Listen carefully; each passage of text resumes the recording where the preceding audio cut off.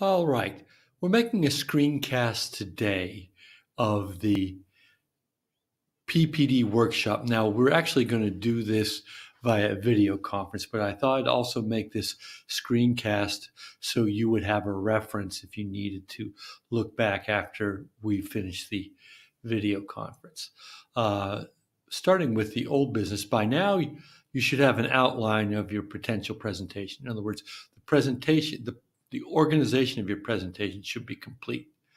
So now the goal today is to learn to convert this information into compelling PPD form. Again, to remind you, the PPD form is the presentation planning development form, and that's where you're going to record the information from your presentation, and that is the only thing ultimately that is seen by the IB and gets moderated. I've set a new due date for this assessment that's using the PPD form to next Wednesday, which is April 29th. That should give everyone sufficient time, plus a bit of breathing space before we have to do the last assessment on the arts. So Wednesday, this will be due, and then we'll continue on with the arts. We'll finish up the arts in early May. So on to our topic at hand. We're going to look at 4 documents today, and they're all up on Google Classroom. And I'm hoping by looking at them in this order, you'll have a much better understanding of how to translate what you've already done into this form for assessment. So we're going to begin. I have the whole desktop up today, so I'll be able to open these other documents and show them to you. So let's begin with this guideline.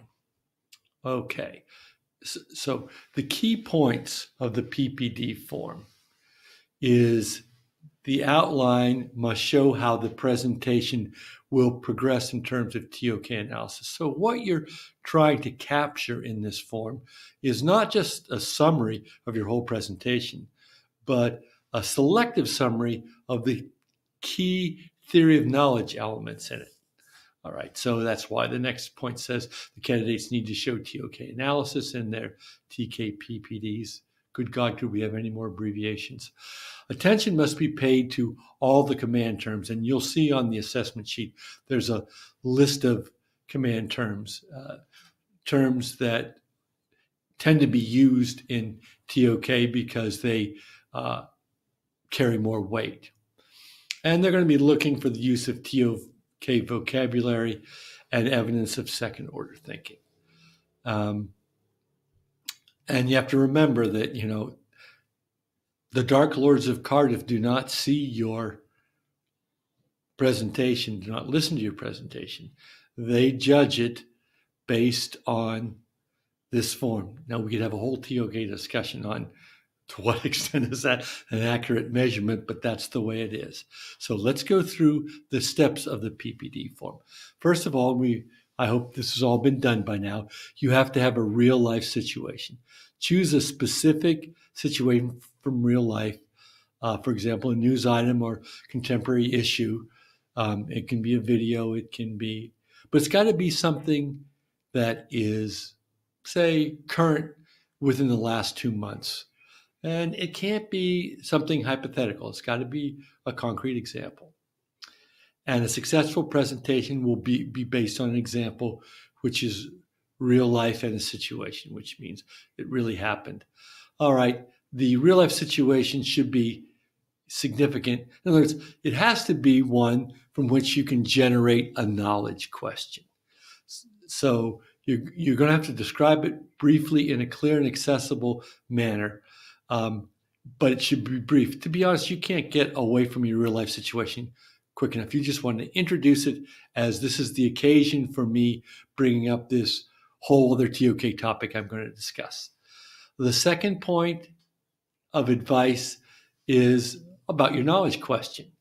And in this, it has to be expressed.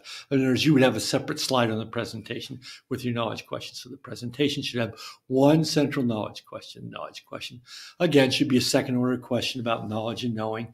And it needs to be And what do we mean by second order question?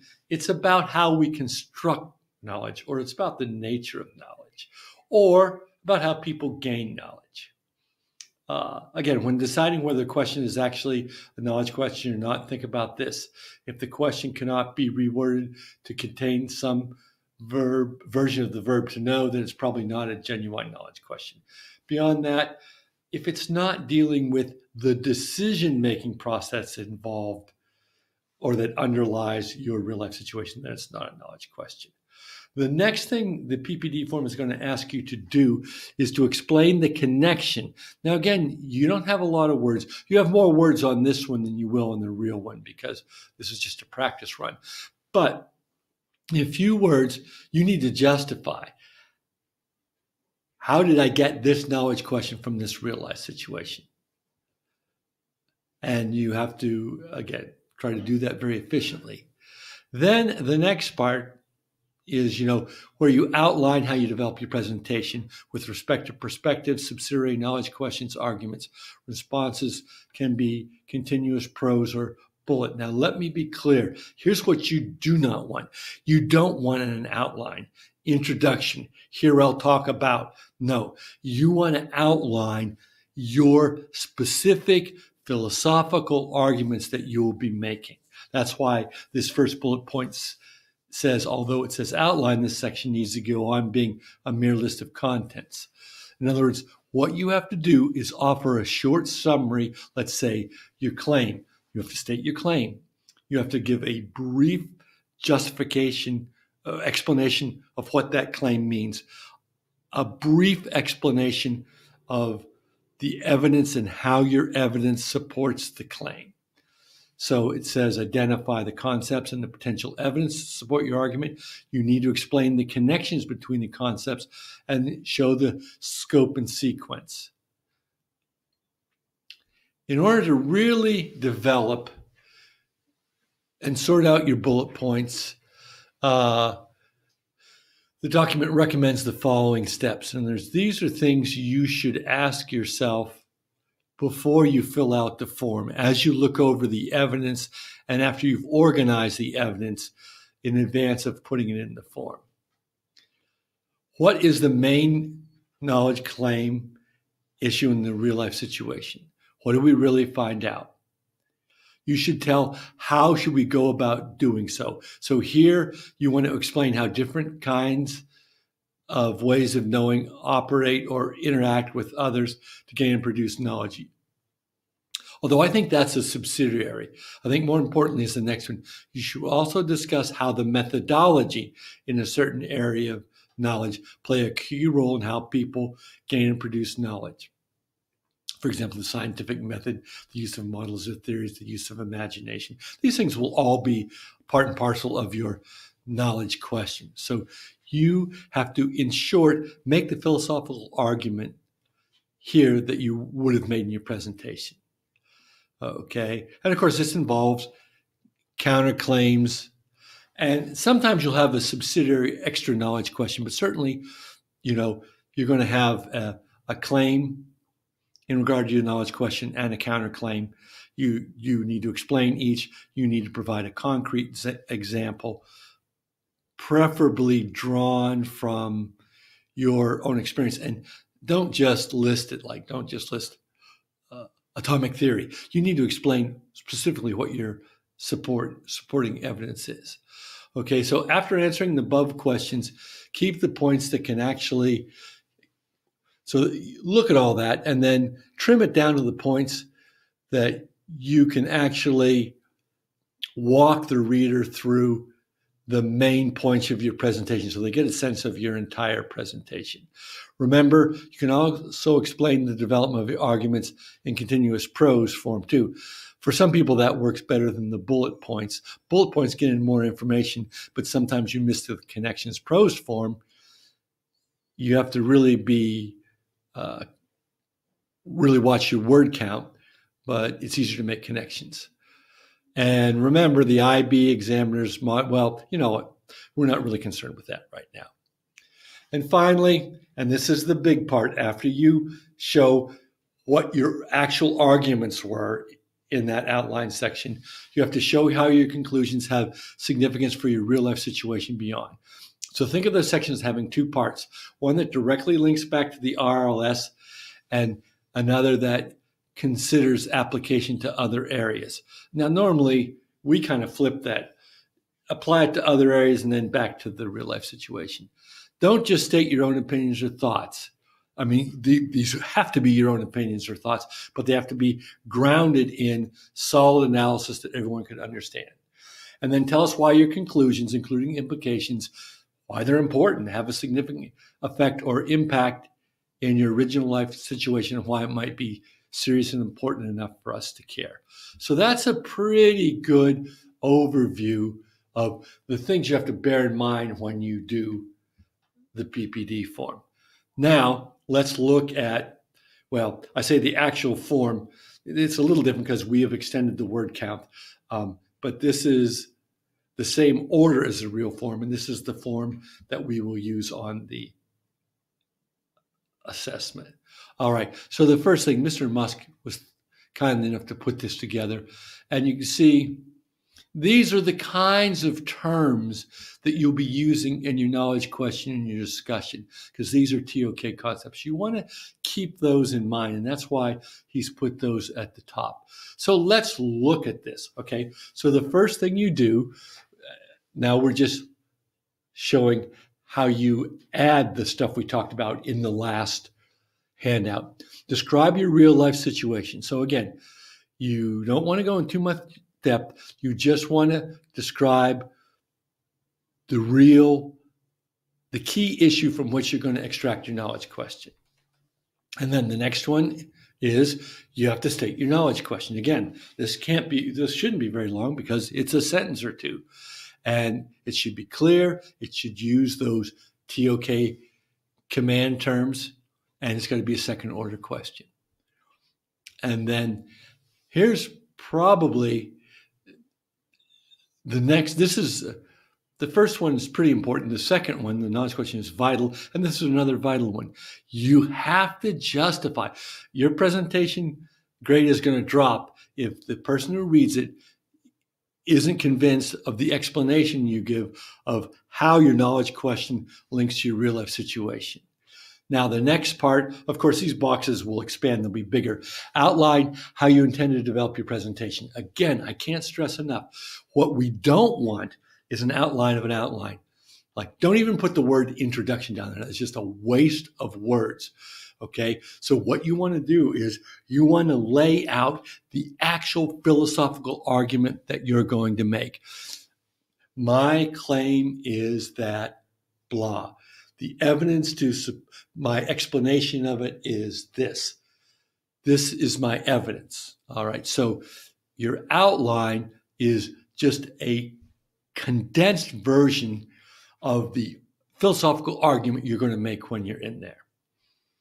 And then finally, the most important one is this last one, show your conclusions. In other words, you've looked at a knowledge question. You've got, if it's a good knowledge question, it will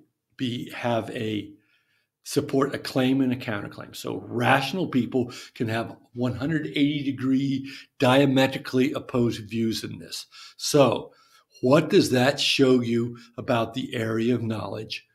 What does that show you about knowledge in general? How does it relate to your real life situation and other real life situations? So this part, again, is probably the most crucial part of it. But it's not going to be very compelling if it doesn't fit together with your knowledge question, your connections, and your outline of your argument. All right, so now we're going to look at the specific instructions that were given for this assessment on human sciences. Oops, and I've made a mistake because let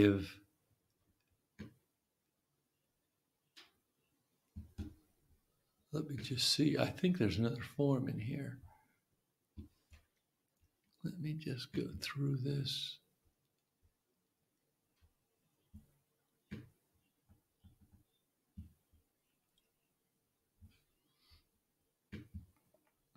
Okay, I've looked at that. This is what we want. Sorry about that. Okay. So now let's take this general approach to any PPD and adjust it for what we're actually doing here.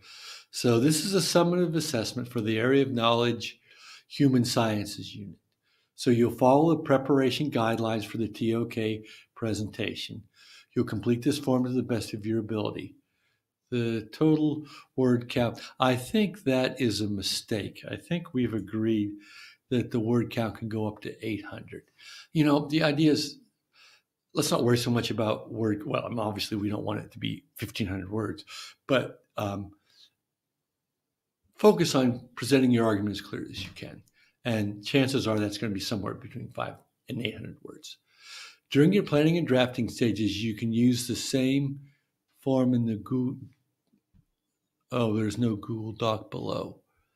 Okay, so this is just explaining that the Google Doc that you're actually that I'll send as an assignment can expand so you can practice and you can edit it. And you submit the completed form. I think it's a Google Doc form. I don't think it has to be completed as a PDF form to that. So again, actually, there's not a whole lot new on these instructions except to tell you what the word count is and to tell you that the boxes expand. So let's go back. And finally, this will also be up on Google Classroom. Here's the rubric. And, you know, again, my argument is that I think almost everyone, if they really work hard, you know, you can get up to a 5, 6, and 7 are more how well you do the things that create the minimum requirements for a 5. So what we're looking for is, so let's just look at a 5. It says a competent knowledge. That means you use good command terms, you know what a knowledge question is, you lay out a philosophical argument, and you can apply it to the real life situation and to others. Your examples are correct and there are no contradictions. So that's what we're looking for when it comes to discovering the knowledge questions. And again, the features in investigating a knowledge question, the student thoughtfully, that you can't just have examples, you have to have relevant examples. The examples have to be directly connected to the knowledge issue. Your counterclaims have to show that you understand other perspectives on the same claim and that there's some indication of your own learning process. You're drawing from examples that you have encountered as an IB student. And so again, the description is organized communication, thoughtful, relevant. If you fall short about that, you fall into here, which means you dutifully reproduced everything that we talked about in class, but you really show no insight. And then, you know, the better you do these things, the higher you move up here. So at any rate, this will be on Classroom, so you can refer to it. Chances are you kind of want to look this over after you finish the PPD form to see if you want to adjust it in any way. Okay, so that's basically what we'll also be talking about on our screen. Get my calendar on our screencast on Wednesday, the 29th. After this, we're going to finish up the arts. We're going to consider, remember last time we've looked at, I've made the argument that while art starts out as an opinion, there's more to it than an opinion. So we're going to develop that next time, look at a method in the arts. And then the class after that, we'll look at the arts. And then 2 classes hence, we're going to watch a video that I think is going to challenge some of our ideas about the arts. And then we'll be ready for the unit assessment. So we're about halfway through the arts. All right, so I'm going to wrap this up now and post it so if you have any questions after the conference or something goes by a little too quickly when we have our video conference on this workshop, you'll be able to reference this. All right. Well, thanks for listening, and I will talk to you soon.